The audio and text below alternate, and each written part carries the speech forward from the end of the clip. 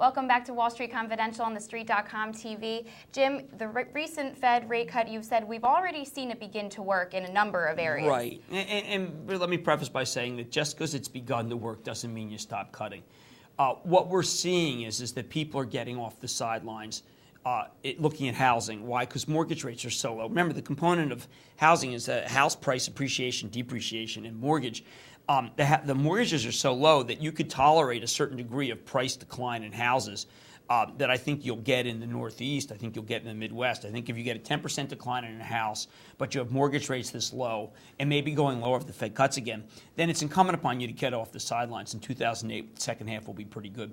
I also think that you have to understand that big money begins to buy a PF, a Phillips Van Heusen or a Liz Claiborne, not great company. Well, Phillips Van Heusen is not a bad company, but Liz is not great. You begin to buy retailers that have been cut in half, a JCPenney.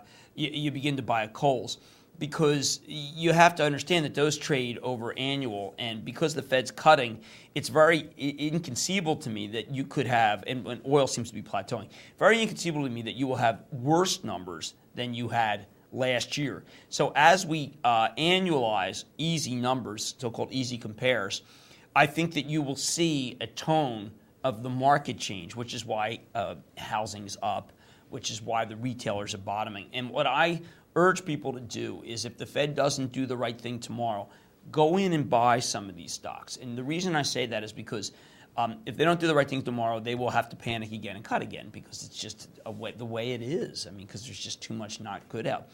In the financials, I always feel like when I say too much not good out, people say, Jim, didn't you read United Technologies? And I'm like, I read United Technologies. So I think things are getting better. I use the McDonald's as an example. It flat comps in December. It's up 1.5 in January. That's not enough. People hate McDonald's now. With 3% yield, good growth, it's always hard for me to understand why someone would downgrade it here like Bear did. But I would urge people to recognize that the trend is in force and that it will only get stronger. It is counterintuitive for a lot of people to say, well, wait a second, Jim, you think things are weak, and yet you're recommending retail. I think that things are weak among the controls in finance, the insurers, the AMBAC and the MBI, the Countrywide, the Citi, the Wachovia, which bought Golden West, which is a problem. But that away from it, things will get good. Or already good if you're doing international. Right, and you mentioned retail and housing as it's been better for them, but just as a side note, I'd like to talk about the stimulus package. I know you've said that lower interest rates would do far better than the stimulus package. When you refinance, if you have a 6.5% mortgage and you can refinance at 5 1/8, that generates a lot of money per month. Right. That's not one time. I tend not to like one-off situations where you get a check and it's over. I like continual situations, because what happens is the $600 raises hopes, you spend it, and then you're back into the trough again, versus a refinance, which has tremendous, tremendous benefits.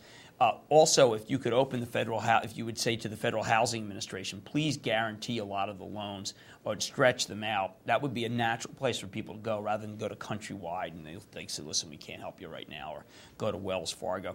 So, I mean, my method would impact the people who are hurt. The $600 is the classic shotgun. It helps people who, I'm going to get my $600. Okay, well, sorry.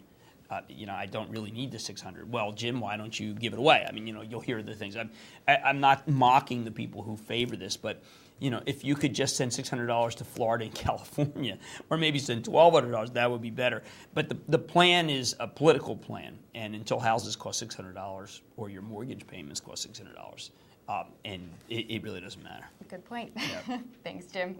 Stay tuned for more Wall Street Confidential on TheStreet.com TV.